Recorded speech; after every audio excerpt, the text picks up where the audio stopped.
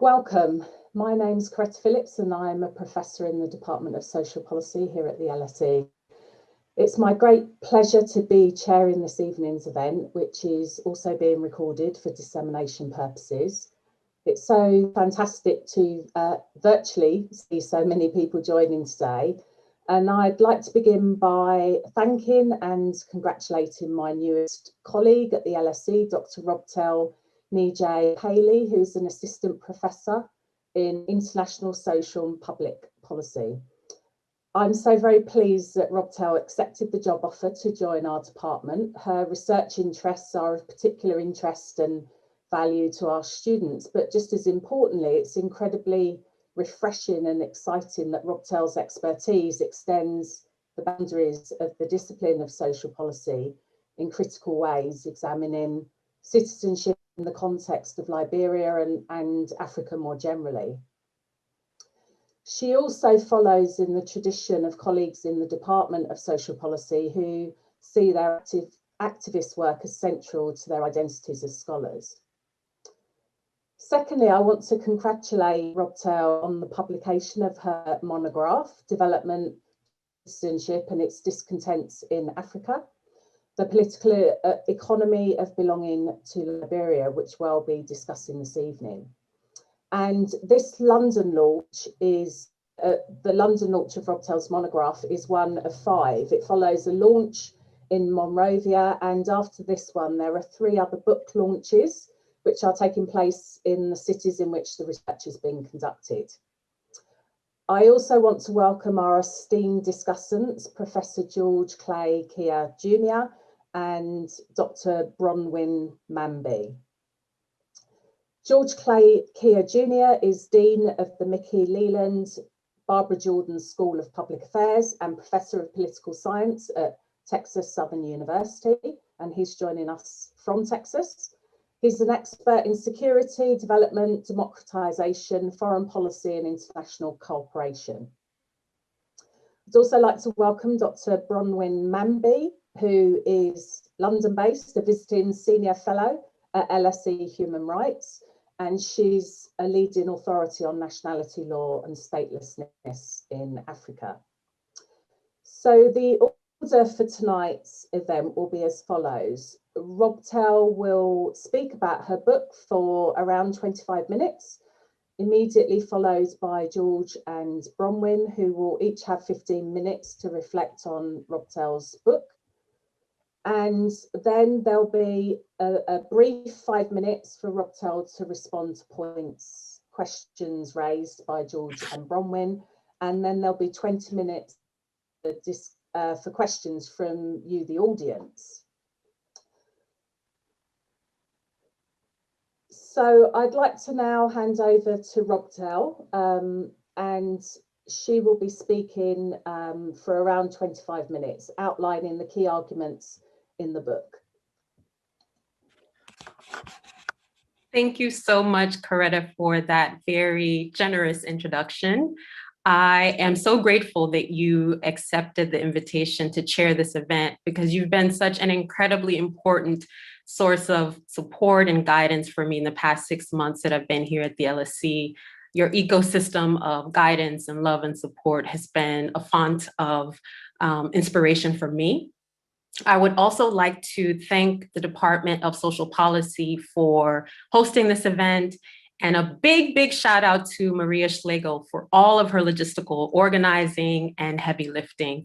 Last but certainly not least, I want to thank George Clay Kia Jr. as well as Bronwyn Mamby for graciously agreeing to serve as discussants. I draw quite extensively on their work throughout this book, so it's an honor to have them here. I also think of them as intellectual giants upon whose shoulders I proudly, proudly, proudly stand. So without much ado, I'm going to put all of my gushing to the side and share my slides.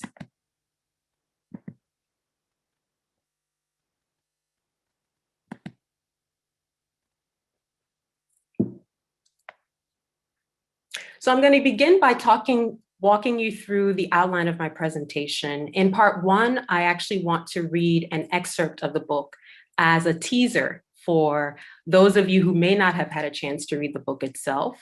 In part 2, I want to talk about my broad contributions, theoretical, empirical, as well as methodological contributions.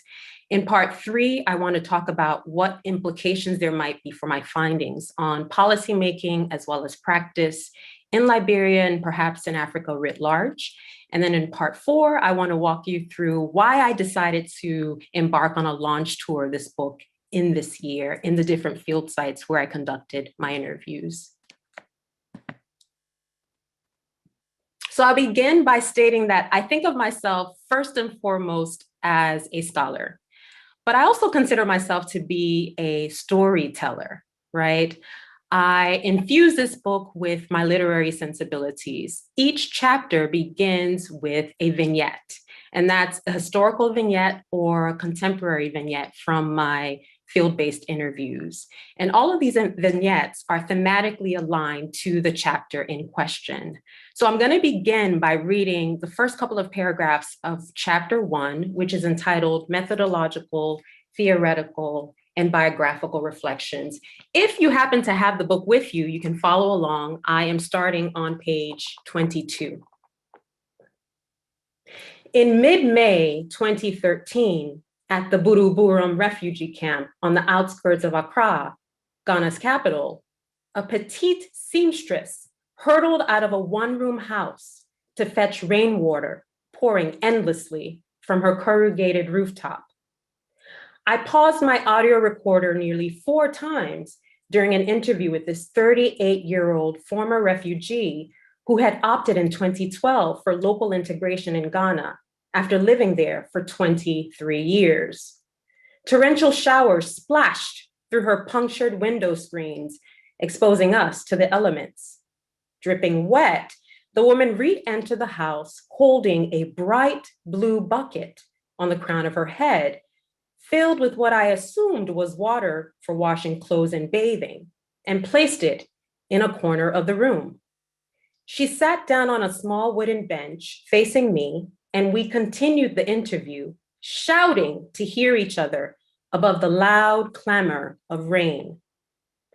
Just 1 month earlier, I had sat comfortably in the refurbished rooftop office of a 48-year-old Liberian businessman and consultant in downtown Freetown, Sierra Leone's capital. Exuding confidence and privilege, the man had lived and worked in similar settings across 5 different countries within sub-Saharan Africa for 2 decades. When he offered me a chilled orange Fanta in a sleek hourglass bottle, I could not help noticing his form-fitting tailor-made suit. As the man walked to the single leather recliner facing me, his shiny shoes made a soft noise on the white porcelain tiles. I placed my recorder on his mahogany table and pressed play. Now, I begin with this vignette because I wanted to demonstrate how my book is fundamentally about contrasts. The book is also about continuities and discontinuities. Continuities and discontinuities between being a female former refugee at a camp in Accra, Ghana, and a businessman, Liberian businessman in Freetown, Sierra Leone's capital. It's a book about continuities between the poor and the prosperous, as well as discontinuities. It's a book about continuities and discontinuities between the domestic and the diasporic, the powerful and the powerless, men and women, young and old, included and excluded, citizens and non-citizens. So in terms of my contributions, the case study of Liberia is incredibly unique. It was the first Black African republic. And as a result, it was the first country in the continent of Africa to actually devise legal norms around membership, belonging, and citizenship. Now, my book is the first study that actually investigates domestic and diasporic constructions and practices of Liberian citizenship across space and time, and their myriad implications for development, what we might define as broader processes of political, economic, social, and technological change. Now, I do this by using a contested dual citizenship bill that was introduced in Liberia in 2008 and lingered in legislative limbo for about a decade until 2018. What are my major arguments? The first is, while mid-19th century to mid-20th century Liberian citizenship was largely passive and constructed from above by a hegemonic state, mid-20th century onwards Liberian citizenship has been largely active and reconstructed from below by citizens themselves through protest. Now, why is this? Because of broader processes, both historical and contemporary factors, and processes such as conflict, migration, and post-war recovery. Now, in the case of migration, Liberia in the 19th century was a country of relative immigration, IMMI. However, citizen laws and norms were really biased against what I call the rooted indigenous populations who exhibited or inhabited the population or the territory that is Liberia now, were biased against citizenship. They were barred from citizenship for the first 100 years of the country's establishment by Black migrant settlers who came from the United States, the Caribbean, as well as the Congo River Basin. And these Black migrant settlers set up citizenship tiers in which they were at the very top, and large amounts of indigenous populations were barred from citizenship. Now, in the 21st century, Liberia is a country of relative emigration, EMI. However, citizenship laws and norms are now biased against what I call the rootless emigrant. Liberians born in the country who naturalized abroad, as well as Liberians born abroad to Liberian citizen parents who opted to retain their birthplace citizenship. Now, this isn't surprising because as scholars like Mahmoud Mamdani and Bronwyn Mamby argue, citizenship is viscerally contested in African countries like Liberia with the greatest colonial era migration. Now, although Liberia was not formally colonized by European powers, it certainly experienced heightened levels of colonial era migration.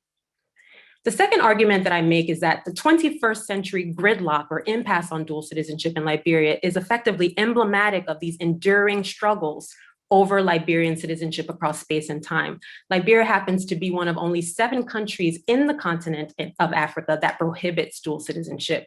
Now, I'll share as a caveat that there is conditional citizenship, dual citizenship recognized for those Liberians born abroad to Liberian citizen parents, but they must declare at the age of majority, the age of adulthood, whether they want to maintain their birthplace citizenship or their citizenship, Liberian citizenship by ancestry.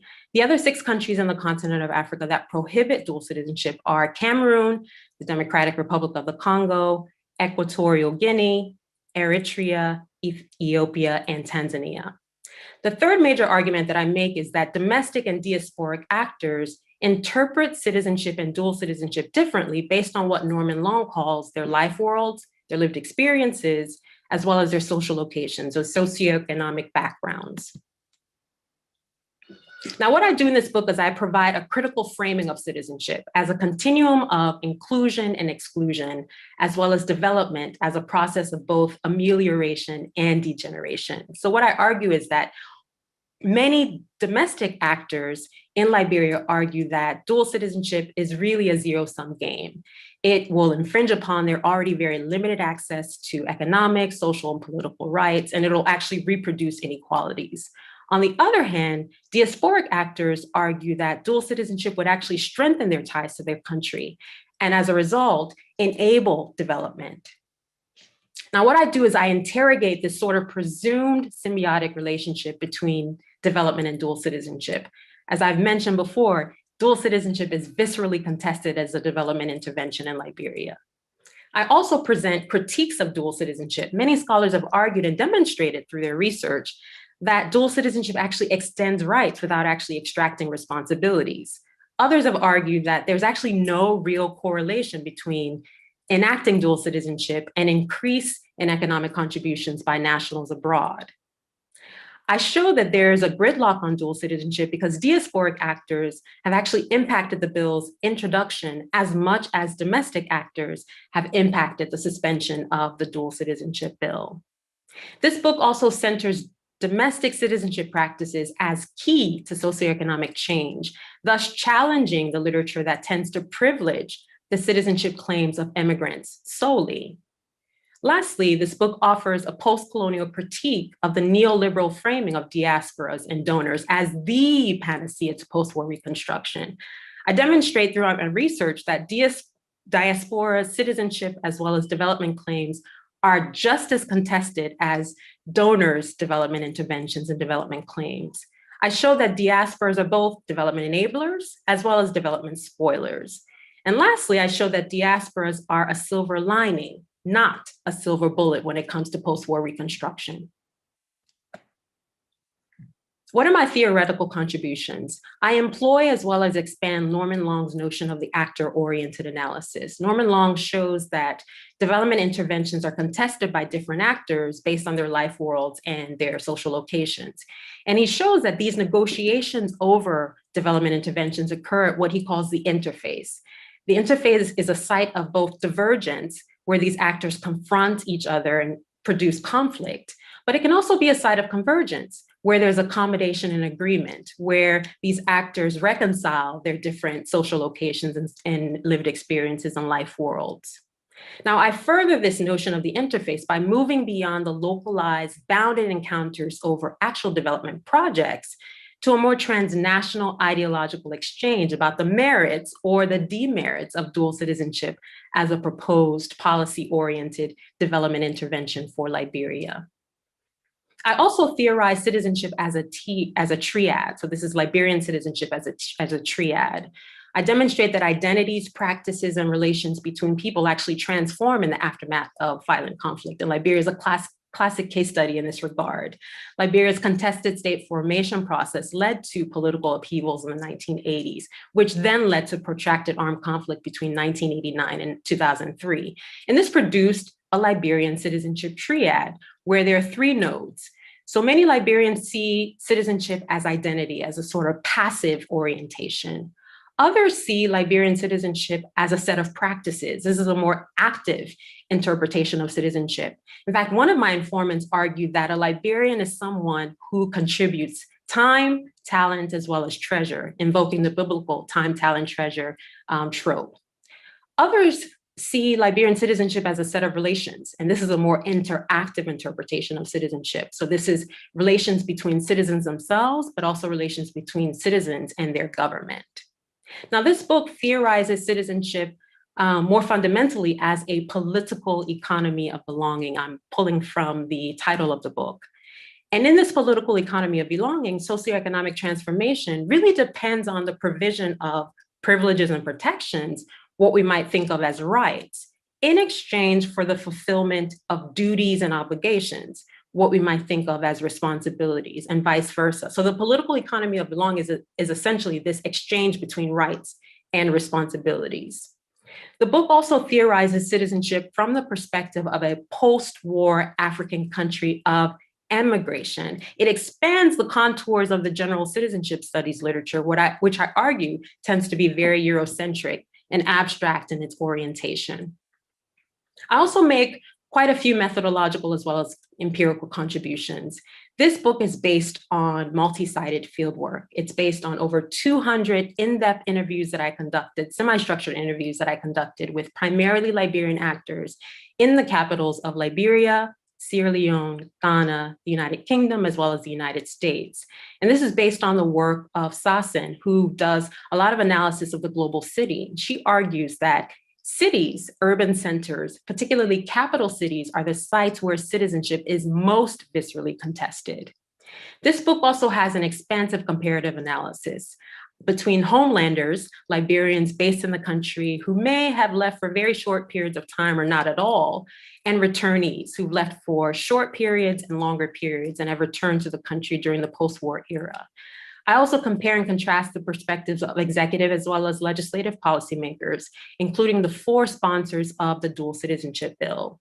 And last but not least, I compare and contrast the perspectives and experiences of what Nicholas Van Heer calls the near diaspora versus the wider diaspora. So for instance, near diasporas would be diasporas of migrants who reside in their subregions of origin. So these would be, in my case, Liberians who live in Sierra Leone as well as Ghana.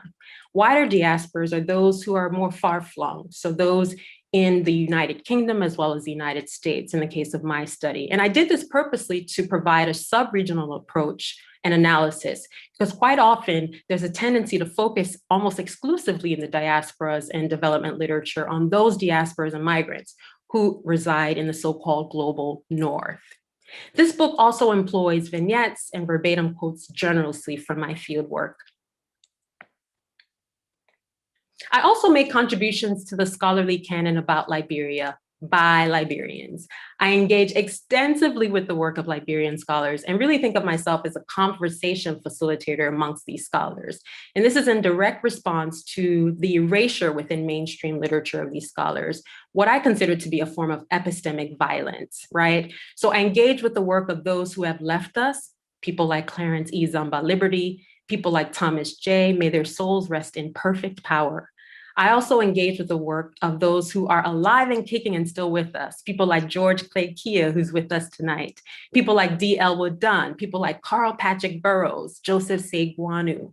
Now, in the case of Clarence E. Zamba Liberty, he wrote a really important seminal text called The Growth of the Liberian State, which is an important book about Liberian state formation. And what Liberty argues in this book is that national life in Liberia in the 19th and 20th century, really the most accurate accounts of national life in the 19th and 20th century in Liberia really sits at the intersection between lauding and lamenting what he calls Black settler ethnic elitism. In the work of George Clay Kia, he comes up with something called the crisis of underdevelopment framework, in which he argues quite forcefully and correctly that political upheavals, both contemporary as well as historical in Liberia, have really been very multidimensional and multi-causal. So these scholars are important in terms of their contributions to the canon on Liberia, but have been perhaps deliberately silenced or preferably unheard in the mainstream literature. And my intention in this book is to excavate their work and to really have a meaningful conversation with them. Now, I'll switch gears a little bit to talk about the implications for policymaking and practice. I've called a table that I was able to develop that records the dual citizenship perspectives amongst 202 Liberian respondents for my study. And you'll see that I've highlighted in green the percentage and the raw number of those who actually supported dual citizenship in principle. You'll see that it's the vast majority of respondents, so 61%, about 123 out of 202 respondents. Now, I'd like to say as a disclaimer that these stats are definitely not representative of Liberians worldwide. I make that very clear throughout the book that this study was exploratory rather than representative, but it does demonstrate some trends, right? The other part of the stats that I highlight is the rejection of dual citizenship. So about 18% of my respondent pool rejected dual citizenship outright. And you'll notice that the vast majority of those who reject dual citizenship are those who are based in Monrovia. What's interesting about this particular stat is that it really aligns and it's corroborated by Afrobarometer survey data. Afrobarometer is a Pan-African survey tool in which the survey was conducted in Liberia in 2012 as well as 2018, in which 2/3 of Liberians actually outright rejected dual citizenship. They effectively stated that dual citizenship is not a priority for them or the country, and that again, dual citizenship might reproduce inequalities. What's interesting about these results is that they are somehow emblematic of the 2020 national referendum that we just had. Liberia had a national referendum in December 2020, in which there were 8 propositions proffered. And one of those propositions happened to be on dual citizenship. What's interesting is that the national referendum results actually demonstrate that dual citizenship perhaps is inevitable for Liberia. It's reflective of the continental trends, given that the vast majority of countries in the continent of Africa recognize dual citizenship, even in Montserrado, which happens to be the largest subpolitical division by population in Liberia. So the results are a bit grainy, but you'll see that I should probably state before that, unfortunately or fortunately, depending on which perspective you inhabit, there were significant amounts of invalid ballots throughout the referendum results. As a result, the propositions, all 8 propositions, did not garner the what's required, the 2/3 requirement to actually pass. So dual citizenship was not accepted overwhelmingly by 2/3 of the population. But what's interesting is if you look at the results from Montserrado County, where the capital, Monrovia, is located, there almost seems to be an even split amongst the valid votes. So you see those who voted yes for dual citizenship are about 96,000, and those who voted no are about 97,000. So there's a 50-50 split. And this is not emblematic of the national results. Most of the valid votes throughout the country were more in favor of dual citizenship than against dual citizenship. But you'll see that these results demonstrate that, again, it's in capital cities, particularly urban centers, where citizenship is most viscerally contested, as Sasi Assassin argues.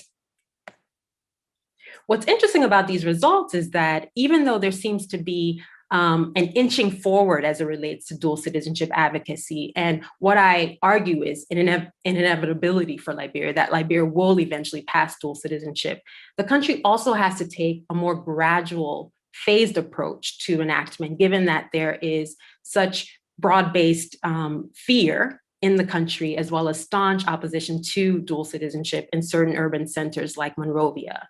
I also argue that there has to be some sort of reconciliation of the contradictions between the 1973 Aliens and Nationality Law, which explicitly prohibits dual citizenship, and the 1986 Constitution, which is seemingly more accepting of dual citizenship. Another policy prescription that I offer is that there has to be some sort of reform in the rule of law. The judiciary is severely compromised. In fact, most of the Liberians that I interviewed in country who were particularly staunchly opposed to dual citizenship argue that they are staunchly opposed to dual citizenship because nationals abroad or transnationals tend to flout laws that are not enforced effectively. So for instance, many Liberians carry 2 passports, even though the law clearly states that dual citizenship is prohibited. Another important policy prescription is that Liberia has to address its inequalities of income, inequalities of land access, and inequalities around transitional justice. And then last but certainly not least, the importance of thinking about extending rights while also extracting responsibilities from transnational actors. There are tons of examples from the continent of Africa of this happening. So for instance, Eritrea has a diaspora tax that it charges its nationals abroad. And that diaspora tax, the revenue from that diaspora tax, gets used for transformation and national reconstruction in the country.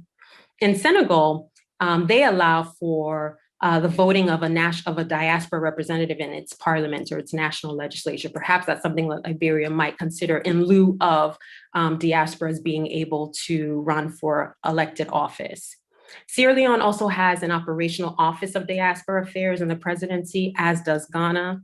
And in Ethiopia, non-citizen diasporas are allowed to invest, they're allowed to own shares, set up lending businesses. This is something that perhaps Liberia might think about adopting.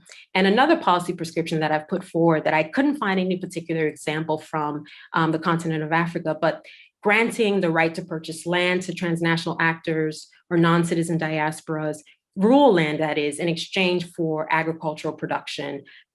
Citizenship is directly tied to land ownership. So if you're not a citizen, you cannot own land. But perhaps a stopgap measure is enabling non-citizen diasporas to own rural land in exchange for their ability to, again, produce agricultural produce from this land. Could be an opportunity to extend rights while also extracting responsibilities. Now I'm going to switch gears very briefly and talk about the launch tour, which Coretta mentioned very early. I have embarked on a launch tour. The very first launch was held in Liberia and Monrovia in January. And it was very important for me to take the book back to Liberia, the source of the research, but then also the source of the informants that I had conversations with throughout the length and breadth of the capital, Monrovia. Of course, we're doing the London launch right now. In April, there will be a launch in Washington, D.C. at Howard University. In August, Accra, Ghana at the University of Ghana. And then in September, we'll close off the launch tour with a book launch in Freetown, Sierra Leone at the University of Sierra Leone.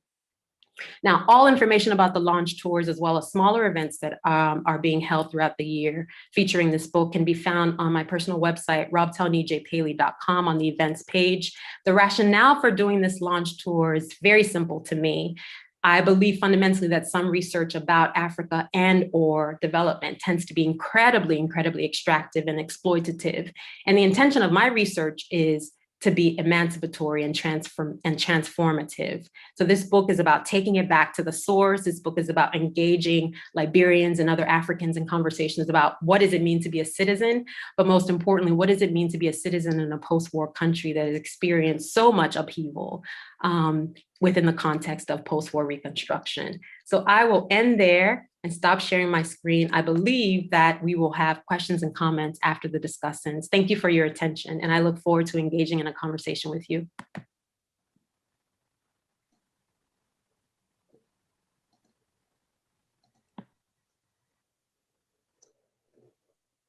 Thank you, Robtel, for a fantastic presentation, a really interesting insight. And for me, as somebody who knows very little about citizenship in the African context, I found the book, broadly speaking, really valuable for understanding the kind of political and economic meanings of citizenship in Liberia.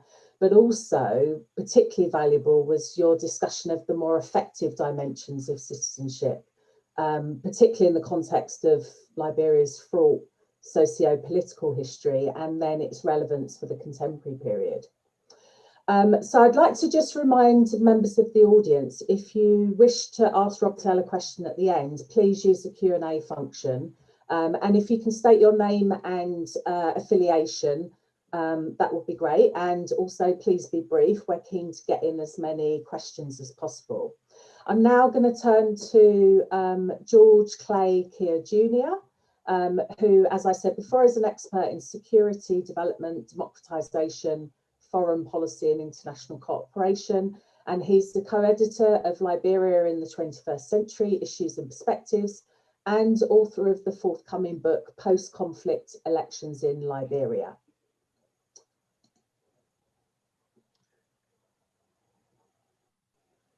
Thank you very much. Good evening to all of you in London. It's still early, late morning here in the US, but I'm delighted to be on this panel, and I want to thank Robtel for the kind invitation to participate. I also want to congratulate her for this major work that makes contributions not just only to the question of citizenship in Liberia, but I would generally argue to citizenship studies in general. What I want to do based on both my reading of the text and the issues that Robtel has raised is to sort of contribute to that by raising other issues.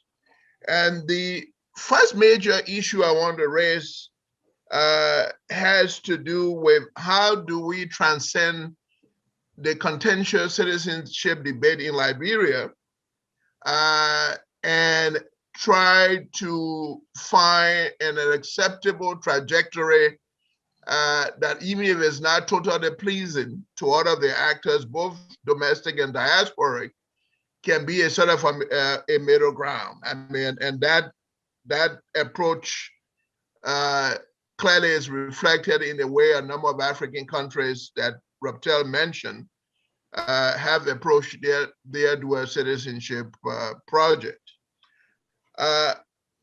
In the book, Robtel talks about collaborative efforts between domestic and diasporic Liberians around the question of addressing the Ebola epidemic in 2014.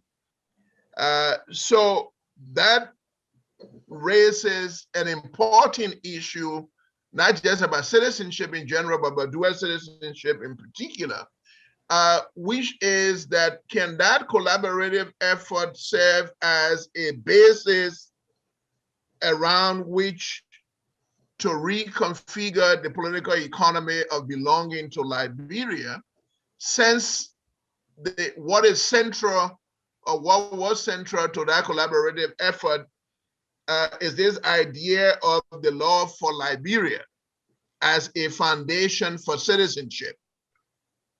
So if the law for Liberia is the foundation of citizenship, then the resident, non-resident dichotomy in my mind would then become irrelevant.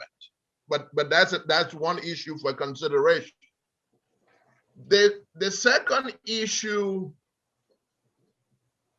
that Robtel raises in the book, and we certainly need to also consider as part of trying to resolve the contentious debate, is the importance of getting the approval, certainly not unanimity, but the approval of the majority of home-based or domestic Liberians, as per the constitutional requirement of 2/3, in the whatever dual citizenship regime that is established. And I believe she makes the argument correctly that absent that kind of a consent, the prospects for conflict will be very high. So that's a second issue we need to consider.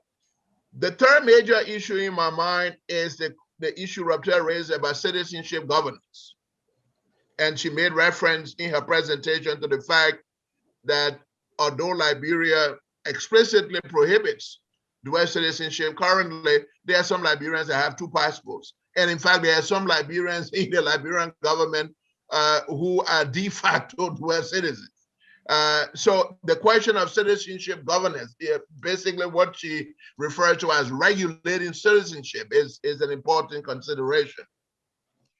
The fourth issue I want to raise concerns the Negro Clause, which had been an enduring feature of the Liberian legal constitutional architecture around the question of citizenship, and it clearly will have implications for dual citizenship as well, particularly against the backdrop of the growing Indian, Lebanese, and now Chinese immigrant communities in Liberia. So is this provision anachronistic, as some have argued, or is it still relevant in light of the tremendous economic influence that the Indian Lebanese communities historically have wielded in Liberia, and now the recent Chinese immigrant community is wielding? Then I would also like to raise the issue about the recent Supreme Court decision in the case involving Alvin T. Jallow, in reference to the 1973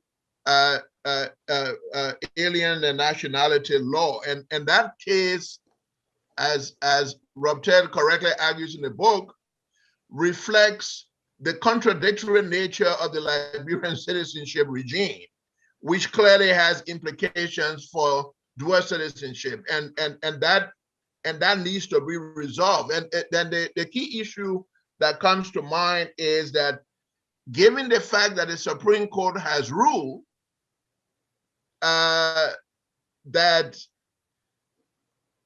Mr. Jallow, in fact, can maintain his Liberian citizenship, although he also has an American one, does that make the dual citizenship debate moot, since the court has ruled on it? So that's another important consideration.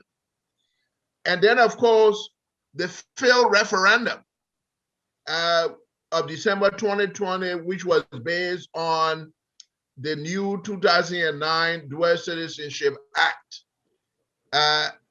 The fact that referendum failed, is the Dual Citizenship Act dead? How do we resurrect it? What, to my previous comment, what new directions or new pathways we need to take in trying to deal with that situation and to sort of revive it. And then the final point I want to make is that how do we, and that goes back to my earlier framing, given all of these contentious positions, both between and among domestic and diaspora Liberians, are there lessons that we can draw from the dual citizenship projects that have been undertaken by other African countries that might help us resolve what clearly has become an impasse? Because, as I said before, the failure of the referendum basically takes us to a dead end. But the issue of dual citizenship is still important, is still very critical. How do we not only revive the discussion, but as I said before, find ways in which we can develop a trajectory that is may not be 100% acceptable to all of the actors, but somewhat acceptable. And Robtel has made some important suggestions as well in terms of the important balance between rights and responsibilities. So let me stop there, and congratulations to Robtel again for such an outstanding work. Thank you very much, George, for your thoughtful reflections on many of the ideas that are outlined in the book. And I think I'd be interested, if there's time in the Q&A, to expand upon the point about the Negro Clause. And of course, for us in social policy, the critical questions often are what's next of the political possibilities given this deadlock. So I think those points were really well made, and hopefully we can talk a bit more about those in the Q&A. Thank you. So now we have Dr. Bronwyn Mamby. She's a visiting senior fellow at LSE Human Rights and also a guest teacher on the master's programme in human rights. Bronwyn is also leading authority on nationality law and statelessness in Africa, and her publications include Citizenship in Africa, the Law of Belonging, and Struggles for Citizenship in Africa. Thank you very much, and thank you very much for inviting me to be a discussant for this great book, which everybody, on all 61 people in this meeting, should go out and buy immediately. What I really loved about this book is the way that it starts from Robtel's own personal lived experience. And you can feel that passion throughout the book. And yet at the same time, she manages to establish the scholarly distance and the analysis. And I think the combination is really quite fabulous. And I really congratulate you on that engagement as a person with a stake in the discussion, and yet pulling together the information and the interviews that you have into a way that also illuminates that for those of us who are not right in the discussion. And I think it's a real achievement and makes a really important contribution to the literature. There isn't another book like it in relation to the African continent that I know of, and really so many congratulations on pulling that together. What I also liked, speaking of somebody who's written a lot about the relevance of citizenship law in Africa to broader political questions, is that an actual live non-lawyer is also treating law as a serious area of discussion, because historically there have been discussions by and among lawyers around citizenship law inside the envelope of law. And then there's a very wide discussion, of course, libraries of books from different perspectives about the nature of the African post-colonial state, about the nature of membership and belonging. There have been civil wars fought in many countries on exactly that point. Arguably, the Liberian Civil War was partly about that. And yet, mostly that discussion doesn't deal with the law at all. It treats the law as essentially irrelevant. The discussion is about primordial ideas of belonging. And in some contexts, I think there's almost an exoticization of the discussion, is that the discussions about law that we treat as being important in Europe, for example, are not treated as being important in Africa because the weakness of the state somehow makes the law irrelevant. And I don't think anybody could argue that law is as important in the context of weak states as it might be where you have a state that is systematically enforcing law or was able to do so. But I think treating the law as not relevant to these discussions is also quite problematic, because in particular, it takes out of the equation a really important policy tool to try and resolve some of the issues. Can we have a discussion about what the law should be? And what, again, to say what I really like about Robtel's book is that she situates the discussion about dual citizenship as being an important discussion about what it is to be Liberian, having this conversation between the letter of the law and people's concept in a more emotional way as to what being Liberian should be. And that, I think, is also a really important discussion and a really important contribution. The final point I'd like to make is just to maybe put the Liberia discussion in a bit of a broader broader context of Africa. So in the 1960s, when most African countries gained independence, dual citizenship was almost everywhere prohibited. And the reasons for that were very clear, that those of European, South Asian, Middle Eastern descent had dominated the economy and the political, they had been running the country, the ones of European descent, but also dominated the economy. And there was a clear importance and need to say, no, there has been a change of sovereignty, a change of government. We need, those who are indigenous to the continent need to establish their authority. As diasporas have grown across the continent, not just, of course, the diaspora of slavery, but now the voluntary diaspora, and the connection with their home countries has become stronger. Dual citizenship is increasingly permitted. And now the vast majority of African countries permit dual citizenship in at least some circumstances, mostly for those who are citizens from birth, but in some contexts, in all contexts, including those who naturalize. And so Liberia is kind of an exception here in not having gone that direction. I mean, as Robtel demonstrates, it's a live discussion in Liberia, as it is a live discussion in the other countries where dual citizenship has not yet been accepted. But I think, again, her book illuminates that discussion about why that change has happened, the kind of the ways in which the type of diaspora, the transition from an immigrant country to an emigrant country, the devastation of civil war, and then the question of the status of the returnees, the diaspocracy, who become, as it were, the new Lebanese, who come in with money and status and education and have almost the same level of resentment, or potentially can have, and one sees in some countries potentially that same level of resentment. But not by everybody. This discussion, what's this relationship between our diaspora and who we are? How do we feel about that? Which are discussions, common to many countries, but have a particular flavor. And I mean many countries in the world, of course, I mean, possibly all countries in the world, many countries in Africa, and in particular to Liberia.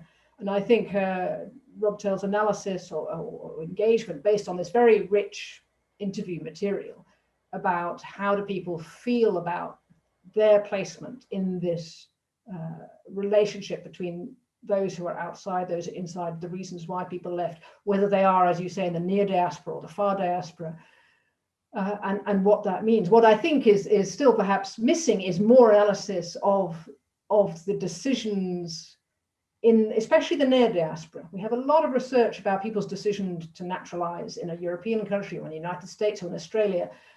But whether you naturalize in Ghana and how you do that and whether it's possible, naturalization is really difficult to access in all African states. What difference does that make to have these discussions? And I think that discussion around the near diaspora is an interesting one that is perhaps a future research project for you. I'd also just finally like to reinforce George Keir's point about the interrelationship of the dual citizenship question with other aspects of Liberian citizenship law, especially the Negro Clause, which is very unusual to have that explicit racial element of a law, not unique, and a lot more countries have some element of ethnic. So Sierra Leone obviously has something similar to Liberia, but a number of other countries in Africa have an explicitly ethnic definition around there. There's a list of ethnic groups that are stated to be presumptive members, or it's stated that groups that are indigenous to the territory. But that relationship and how one manages that question in African countries, I would like to hear more from you. And also there's, the most blatant contradiction in the Liberian citizenship law is that the constitution establishes a descent-based system, whereas the nationality and aliens law says that if you are born in Liberia, you are Liberian. It has the jus soli right, similar to that in the US. And how does that play out against the dual citizenship question? And my sense is that if you were that it would be a more profitable future direction to think about the dual citizenship, the Negro Clause, the other questions about who is Liberian in the round in terms of resolving some of the who belongs to Liberia questions than just treating dual citizenship as its own particular question. But I'd really welcome your reflections on that. And I will stop there.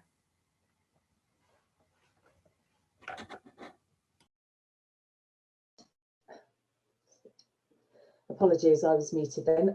Thank you very much, Bronwyn, for some really stimulating comments on Robtel's book. And I was pleased that you mentioned the point about reflexivity. This is often a contested area of what constitutes good scholarship. And I think certainly my sense of reading Robtel's book is that her findings are made more meaningful by her connection and her both outsider and insider status. So that I thought that was a really useful comment.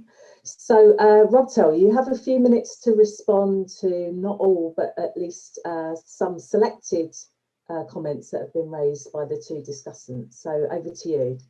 Sure. Thank you so much, George and Bronwyn, for your comments and also for the congratulatory notes as well. I mean, to have people whose work you reference and you engage with and who you respect so incredibly come back and say that they think that you've done a good job. I mean, there's no more affirmation that I could actually expect and ask for. So I'm just very humbled right now, kind of at a loss for words. But I will try to respond very briefly to some of the points that you made that kind of overlap as well. To Dr. I always say that I need to stop calling him Dr. Kia. I say Dr. Kia because I've known Dr. Kia for so many years. So he's always going to be Dr. Kia to me, but he's insisted that I call him George from now on. So George's point about the Alvin T. Jallo's case. What's interesting about that case is that it's very confusing. A lot of people don't realize that the ruling by the Supreme Court effectively states that it's not that it grants dual citizenship implicitly, it's that it states explicitly that you can't lose as a natural born Liberian, you can't lose your citizenship, your Liberian citizenship without due process.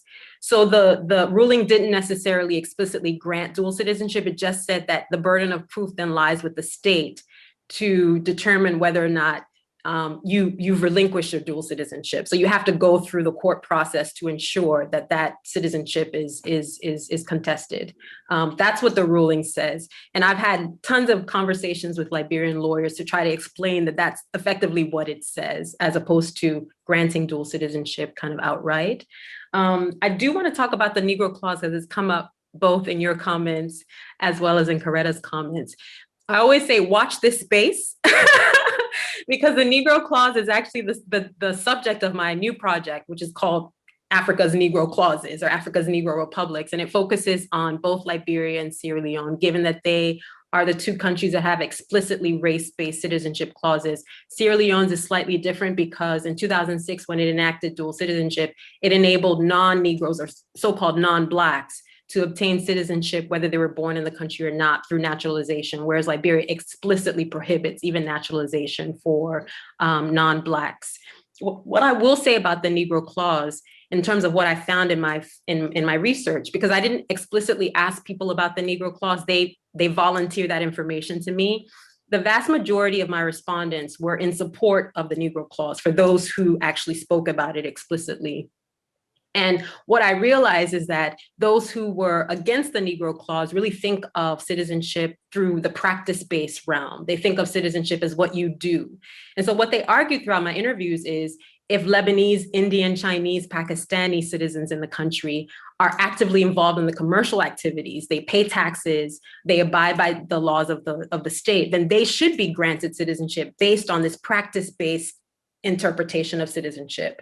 Now, those who were staunchly opposed to the Negro Clause argued from a more identity-based framework of citizenship. And they argued that Lebanese, Pakistani, Chinese, Indian nationals of Liberia are too culturally differentiated, that they can't be considered Liberians, because what it means to be a Liberian is to be Black.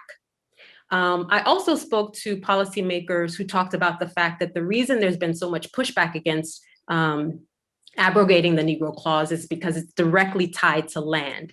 What I look at in my new project is asking questions about whether or not the Negro Clause is racist or protectionary. I just came back from a few interviews amongst Pakistani, I would say non-Black entrepreneurs in Liberia. And I was surprised to see that many of them argue that they don't really care about anything except owning land.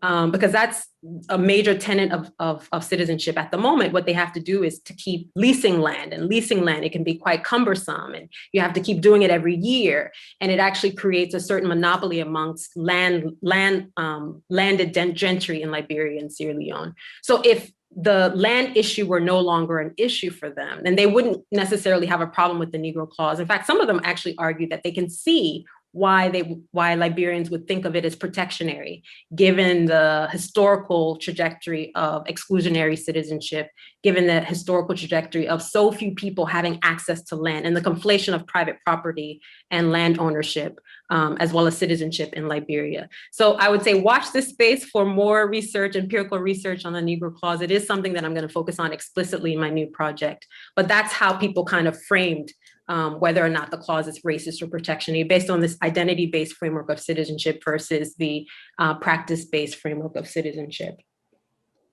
What I would say in terms of the referendum is I actually think that it failed because there wasn't sufficient political education. I suspect that the numbers on dual citizenship would have actually been more, because I was looking at the valid votes in each of the sub-political divisions, the 15 counties in Liberia, and I realized that the vast majority of counties from the valid votes actually voted in favor of dual citizenship. It's just that the invalid votes were overwhelmingly more. Now, I think if the government had done its work, because they were clearly in favor of dual citizenship, if the government had done its work in terms of mass political education, perhaps people would have voted in favor of dual citizenship more overwhelmingly than voted against dual citizenship. So I don't think that it was a failed referendum in that respect. It's the failure lies on the soldiers of the government for not having done the sort of mass political education, because I think they would have had quite a lot of support in the form of dual citizenship enactment if they'd done their homework.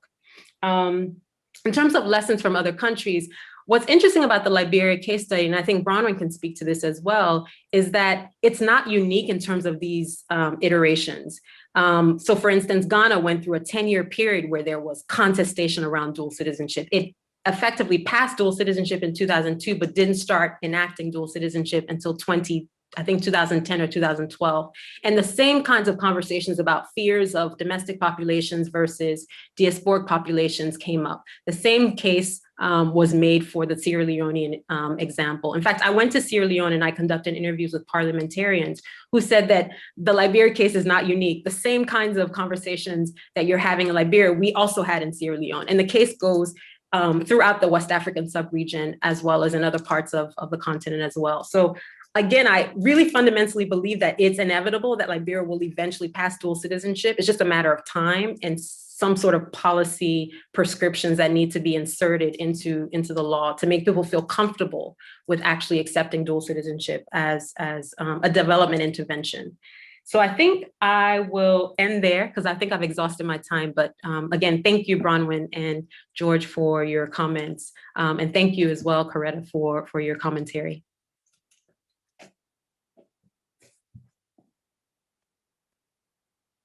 I think you're on mute, Coretta. Yeah. So thank you, Robtel. We are now open to questions from the audience. If I can ask you again to state your name and your affiliation, and if possible, please keep your question brief and state also who your question is for, or whether you'd like a response from the panel as a whole. So we have some questions that have come in already. The first question is from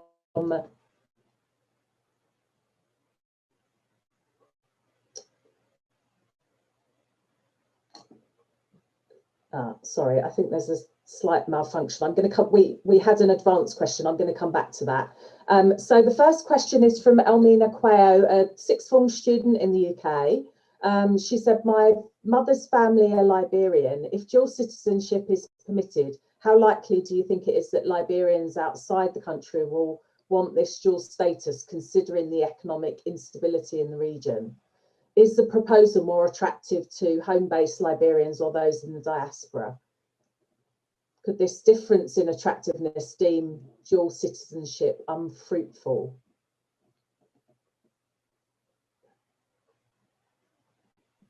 Do you want me to answer them one by one, Coretta? Yeah. I think if dual citizenship were passed, there would be a huge lobby of transnational actors who engage with Liberia as well as their country of settlement. They would definitely sign up. And not only Liberians who were born in the country, but particularly those Liberians born abroad to Liberian citizen parents who actually maintain very strong ties to the country. In fact, some of my interviewees were young Liberians in their 20s and their early 30s who were born abroad, but maintained a sort of fierce engagement with the country in very tangible ways that I was actually quite surprised by. So I think it is something that is of particular interest to transnational actors, again, those who engage with Liberia as well as the countries of settlement, but even those who are not necessarily as engaged as transnational actors, perhaps like you, who would be interested in maintaining their citizenship of ancestry as well as their citizenship of birth. Thank you. I hope that answered your question. I've found the advanced question we received, which is from Fred Smith Jr., the Daily Observer's Diaspora reporter. In your 200 interviews that were completed in West Africa, Europe, and North America, you've contributed to several interesting topics on Liberia. What did you find out that you didn't know before?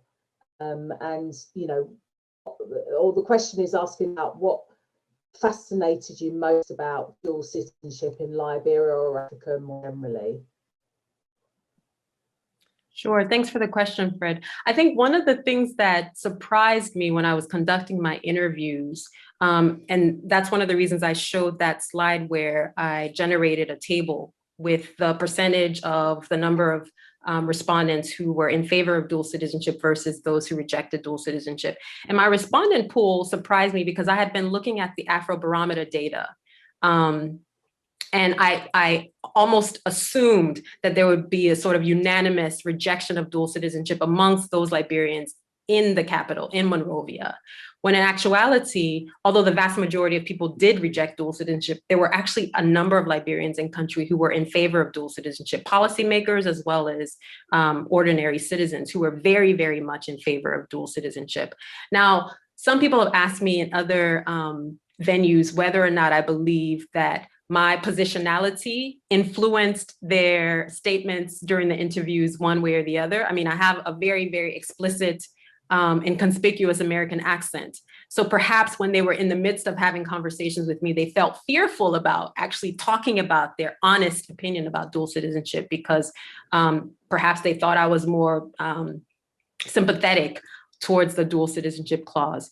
And I would argue that perhaps that could be a reason, but there were also Liberians who were staunchly opposed to dual citizenship. And in many ways were saying things that were pretty unfavorable towards what they might be considered as transnational actors like me, seemingly privileged transnational actors like me. So for instance, I interviewed a 25-year-old administrator who talked about the fact that during Charles Taylor's regime, the warlord turned president, at the very least, there wasn't capital flight because those Liberians who came from abroad brought their families to Liberia and they weren't sending money and remittances abroad to maintain transnational lives. Whereas in the case of Ellen Johnson Sirleaf, most diasporas who came back did maintain transnational lives. So even the remittances that were being sent to Liberia were somehow moot because so many people were transferring resources abroad to support their families and their mortgages and so forth and so on. And she argued that we importees, meaning me, you know, we who had come back as returnees, were actually creating a lot of problems for the country because of this, these transnational livelihoods that we maintained. And for me, I mean, even though she was implicitly insulting me as a seemingly transnational actor, the fact that she felt comfortable doing this said to me that perhaps my positionality wasn't necessarily intimidating for the vast majority of home-based Liberians as I had anticipated. So those are some of the things that I noticed that I actually surprised me during the interviews. Thank you, Robtel. It's interesting how those kind of dynamics in the research encounters are so unpredictable as well. So our next question, actually, which nicely follows on, is from Ikenna from LSE. And this is a question for both Robtel and George. Ikenna says, for me, my entry point into Liberian politics has been President Ellen Johnson Sirleaf, who has been a global figure for many years representing Liberia, but also the African continent more broadly. What role has she and should she play in this broader conversation around dual citizenship in the country and on the continent? And how has her personal identity as well as her political position impacted the role she's played so far? So perhaps, George, could I ask you to come in first of all, and then perhaps Robtel to follow?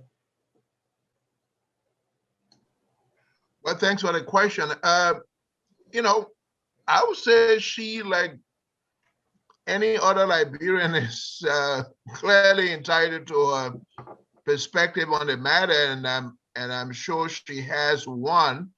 I'm not clear about what it is because you know, and Robtel might be able to speak to this much better than I can. You know, I notice some degree of ambivalence in terms of what her position is. I might be wrong, but I've never got a sense of you know what her position explicitly is. The other part is that, given what Robtel described in her previous remarks about what the 25-year-old office administrator said about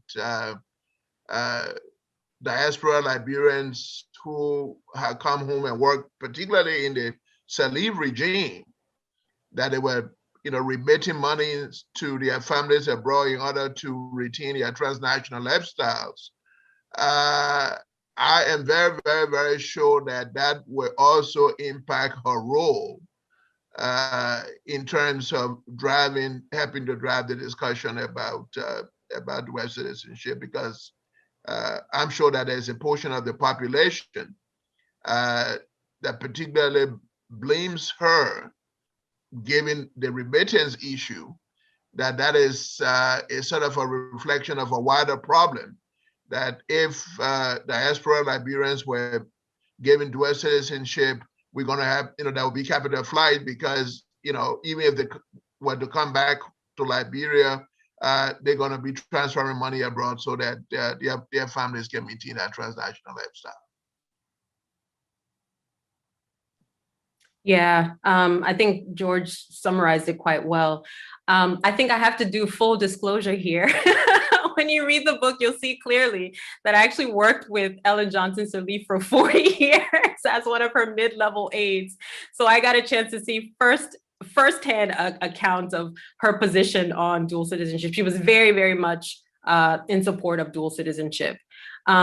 So much so that I think it created a backlash that was even more visceral. In fact, one of the sponsors of the dual citizenship bill, Cletus Watterson, stated categorically to me that she is one of the reasons why it was so difficult to pass that bill within that 10-year time span in which they were pushing.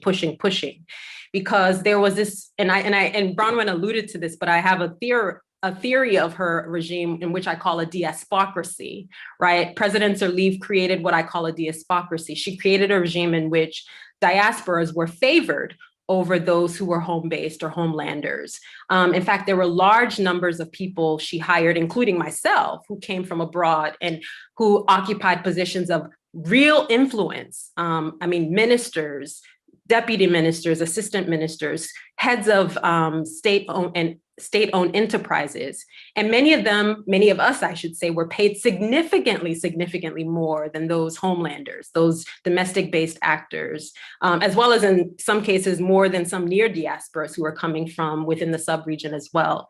So I think her position was very clear. In fact, in many of her annual messages to the national legislature, she is outwardly appealing for them to pass the dual citizenship bill in successive annual messages. and was very much in favor of dual citizenship because she knew that many of her transnational appointees also had passports from other countries. What's interesting is that, and I talk about this quite extensively in chapter 6 on post-war recovery, post-war reconstruction, that one of the reasons why there was so much backlash against dual citizenship as well is the sort of tactile experience that most home-based Liberians, homelanders felt, that diasporas who had been hired during the regime of Ellen Johnson Sirleaf were actually involved in some of the most high-profile graft cases, right? And many of them were not prosecuted. They ended up resigning, or President Sirleaf placed them in a different agency, or if they did resign, they would leave the country and never be prosecuted. So this whole idea of citizenship governance was something that was at the very forefront of the minds of a lot of people who saw this sort of egregious form of post-war profiteering, post-war corrupt profiteering by a lot of returnees, a lot of importees, for instance. So her position on dual citizenship and her enactment of hiring exorbitantly paid returnee actors created the sort of backlash against dual citizenship. And it's pretty much an open secret. Policymakers as well as ordinary citizens talk about that.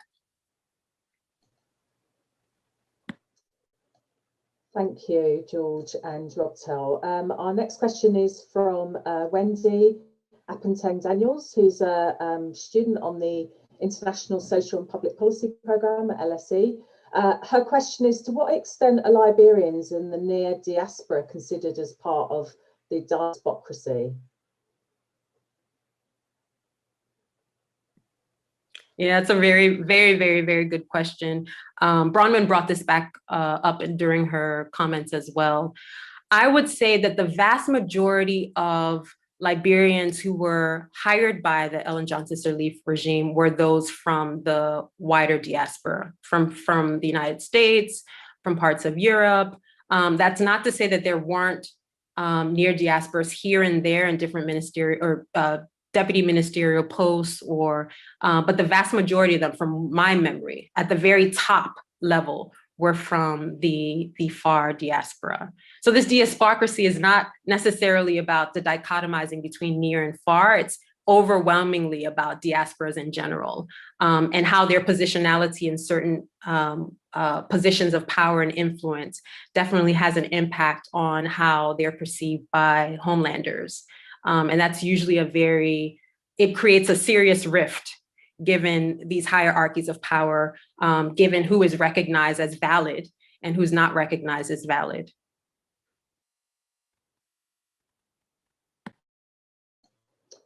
Thank you. So there's a related question from Martin Vink from EUI Global Cit. Congratulations on the great book. And I'm going to take the second part of the question. I think the first part's been answered.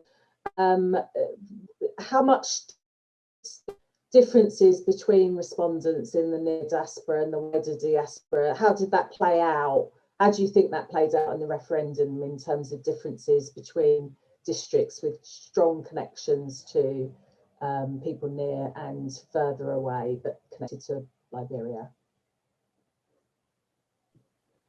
Honestly, Martin, I'm not really sure I can answer that question because the referendum results felt so far away from me when the referendum was being held. I actually wasn't in Liberia. So whereas I would have wanted to actually go and start interviewing people about their referendum choices, because of COVID-19, it just wasn't possible. So, I mean, it's a question to consider for the future. I mean, when I do eventually return to Liberia during the summer for interviews, is to get a qualitative sense of what people were thinking when they went into the referendum ballots and actually cast their ballots for or against dual citizenship. So at this moment, it's not something that I can really gauge. But I will say that Bronwyn asked this, and I didn't really address it during the Q&A from the discussants, but I do get the sense that near diasporas, based on my interviews, were more staunchly opposed to dual citizenship than far diasporas, because many of them argued that at the end of the day, we're in Liberia, or we're in Sierra Leone, as well as we're in Ghana. Why would I want to have an ECOWAS passport from another country? I mean, we're all the economic community of West African states. There's no point of taking on naturalization of a West African country, because I can travel, I can work, I can, thrive in these particular region without necessarily being able to naturalize. So the sense that I got was that Liberians in Sierra Leone, as well as Liberians in Accra, and again, this is not representative of Liberians in Sierra Leone as well as Liberians in Accra, but those that I interviewed were not as staunch proponents of dual citizenship in the way that those who live in the United States and the UK were.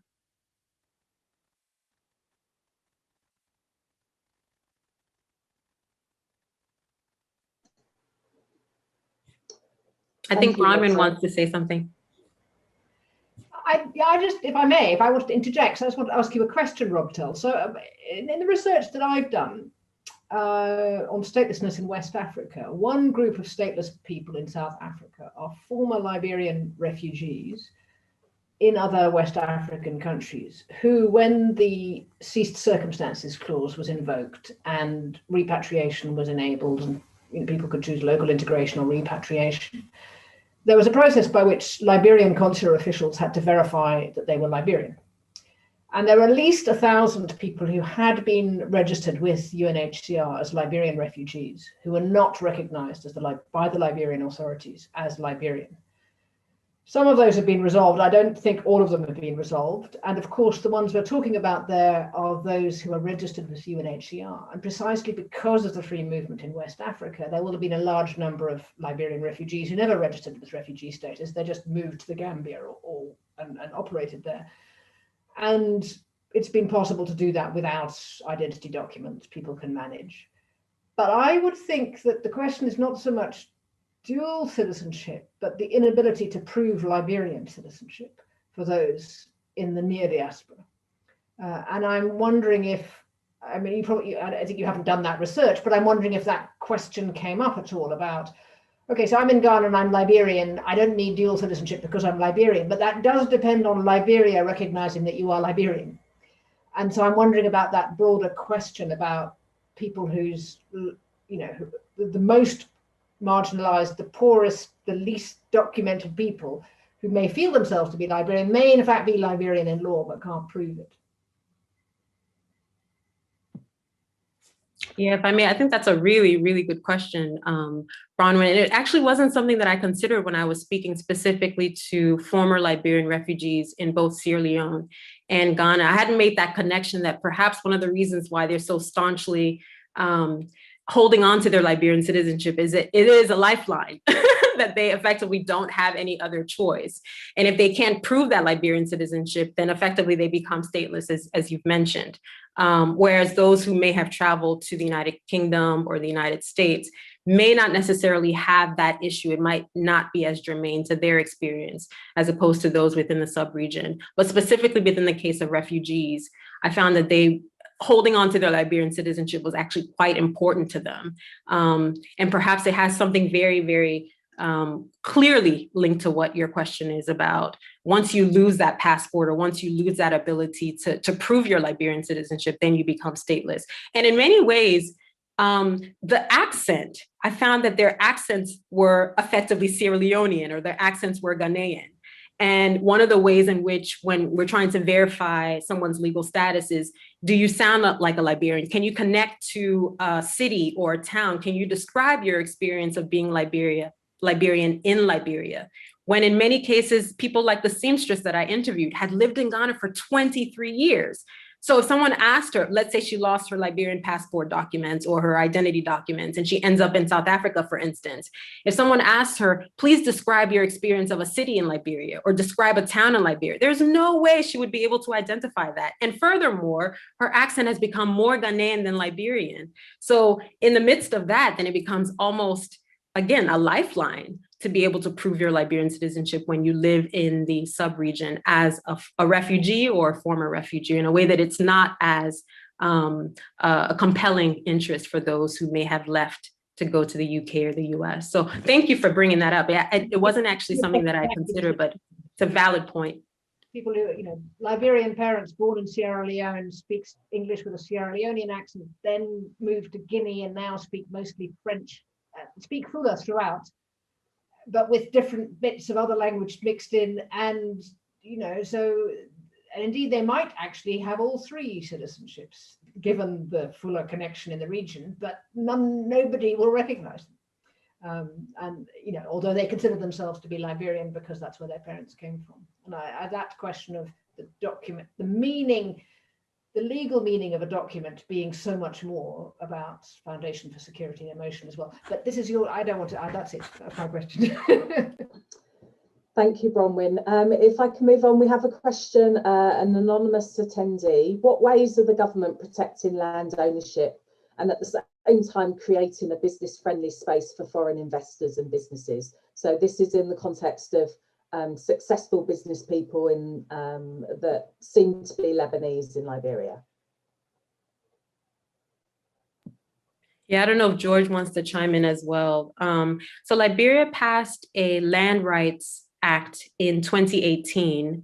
And the intention of that Land Rights Act was to reconcile the contradictions between statutory land access or land rights and also customary land rights. Because when the settlers arrived, they basically conflated private property ownership with citizenship. So if you didn't own land, if you didn't own private land, then you weren't considered a citizen. That was almost a criteria for being considered a citizen or belonging to the nation state. And this sort of free market approach to land ownership and citizenship was embedded in our citizenship norms. They've become less conflated with land ownership now, whereas Liberian citizenship or owning land is a right of citizenship, not necessarily a criteria of citizenship. What's interesting about that Land Rights Act is it'll be interesting to see whether or not it's actually enforced, right? Because it recognizes customary land by people who don't consider private property ownership as legitimate.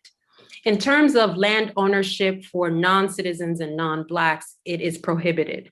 So as I mentioned during the Q&A, Lebanese, Indian, and non-Blacks or non-Negroes in Liberia are not actually allowed to have citizens, or not actually allowed to own land. So what they eventually do is they end up leasing property for decades and continuously renewing those leasing regulations with Liberians who have vast amounts of land.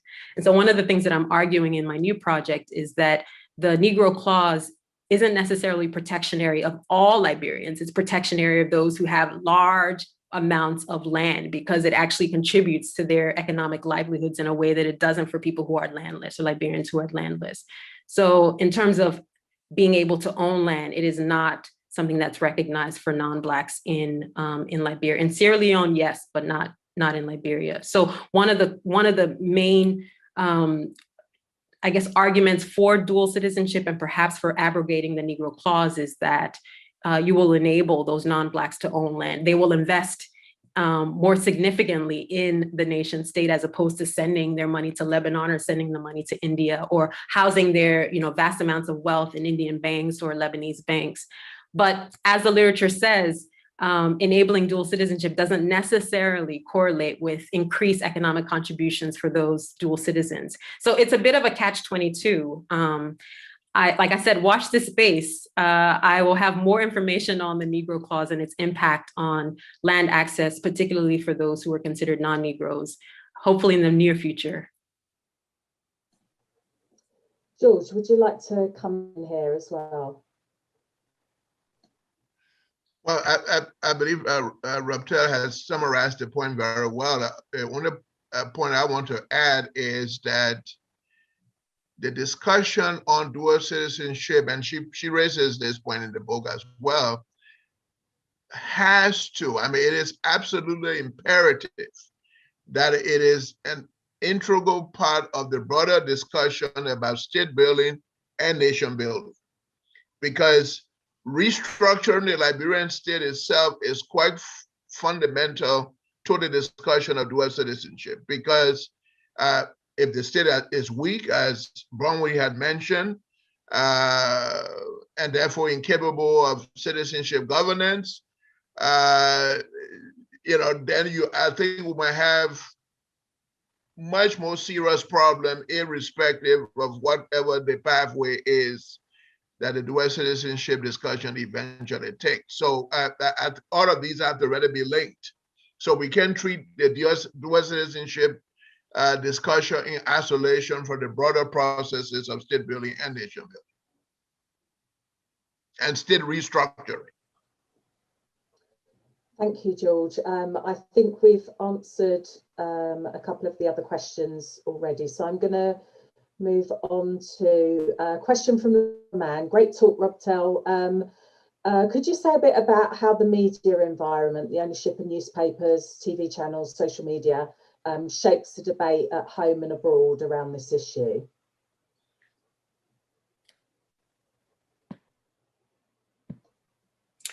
Well, I have to admit that I am a complete social media phobe. So I'm probably not the best person to talk about public discourse as it relates to public discourse on dual citizenship on social media, because I'm not a Facebook fiend. I'm not, on Twitter very often. So I don't know, but I do follow some of the local dailies, especially the prominent ones like the Daily Observer, Front Page Africa, the Bush Chicken. And what I found is that most of the commentaries in favor of dual citizenship that I've been able to track in the past, I guess, maybe 10 years that I've been looking at this research has been coming from diasporas. So it's diasporas, those who are staunchly in favor of dual citizenship, who tend to write the commentaries, trying to convince their homeland counterparts why it would be important for them to enact dual citizenship, because they recognize that the decision rests with homeland actors in terms of making sure that this bill is, or these, bills around dual citizenship are enacted. So I find that the discourse tends to be very transnational, and it happens within the context of these particular 3 local dailies. But most of the conversations around dual citizenship are coming from those abroad. There were a few instances in which Liberians in lobbying groups in the United States as well as the UK came to Liberia. I think it was in 2010, in which they had a series of town hall meetings, one at which was supposed to take place at the University of Liberia, but there was such staunch opposition to even having a conversation about dual citizenship that conversation, that town hall meeting, didn't take place at the University of Liberia. But at the level of media kind of discourse, I've seen most of those conversations are happening amongst transnational actors themselves, with very little engagement with people on the ground, unfortunately. And I would argue that perhaps that's one of the reasons we had that flop and invalid votes in the referendum, is because I feel like this conversation is happening where people are not speaking with each other, that they're having it at different planes, when there needs to be some sort of face-to-face engagement. I don't know if George has a sense of social media public discourse on dual citizenship. No. Perhaps I can just ask one final question then that ties in. So we have a question from Simi, another of our MSc students. I think that's been answered, as has Johan's question, in part distinguishing near and far diaspora. So I wondered if I could ask a broad question. It picks up on also what's asked by Benedict Freud, and it's about the issue of social cohesion and the kind of engineering of a national identity that was touched on very briefly by George, and obviously is a question that you skirt around in the book. But I wondered if you could say anything about your thoughts on what are the possibilities for engendering a shared national identity, given these very disparate perspectives, and is that something that can be engaged with by the state? Is it appropriate for to happen in that way? Yeah, it's a really good question, Coretta. You're right. It happens to be, it's encased in a footnote, I think, in the introductory chapter about this conversation around a national identity. There was actually a forceful sort of policy shift during the Ellen Johnson Sirleaf administration, in which she actually gave a mandate to a committee to think about what does it mean about formulating a Liberian national identity. And what they did was, the entry point was that they were looking at our national symbols. Our national symbols are incredibly, incredibly problematic. So for instance, the national motto is "The love of liberty brought us here." Now that motto is emblematic of that settler colonial, or that settler, Black migrant settler experience. That is an experience that's not shared by large amounts of people in the country. So how do we change that motto to perhaps the love of Liberia united us here? Because then it recognizes the experience of indigenous populations, but it also recognizes that we are a migratory country. We come from this sort of migratory experience. The Truth and Reconciliation Commission, ironically, created many recommendations about how to forge a national identity, even though that process for looking at the symbols was largely ignored by the new administration. So I would say perhaps we need to go back to the Truth and Reconciliation recommendations, look at reconciling tensions around economic crimes that were committed during Liberia. It's actually one of the recommendations that I make, is that we need to look at transitional justice as a site for forging national cohesion and forging a national identity, while reconciling our very fraught and unequal history. Thank you. We've come to the end of tonight's very stimulating event. I hope that we've answered the vast majority of questions that came in, but I will make sure that they're made available to panelists who may be able to respond if you feel that you haven't had your question answered. And we also have, hopefully, some more information about Robtel's book for those of you that are interested in purchasing this. I'm hoping that that's, yes, is going to appear now. So hopefully you can see there's an option to download the introduction with this link, or to a 20% discount with using a Pailey 20 code. So I hope that many of you will will continue the discussion by reading Robtel's book, and also to continue following her research trajectory when she moves on to look at the Negro Clause in both Liberia and also in Sierra Leone. So thank you very much for your participation, and I'd like you all to join me in a virtual round of applause for Robtel, and also for George Clay Keir Jr. and Bronwyn Manby. So thank you very much, and also thank you so much to Maria Schlegel for organising the logistics, and apologies for my sometimes clunky transitions in forgetting when I was muted, and etc, etc. But thank you to all of our panelists, and thank you for your engaged participation.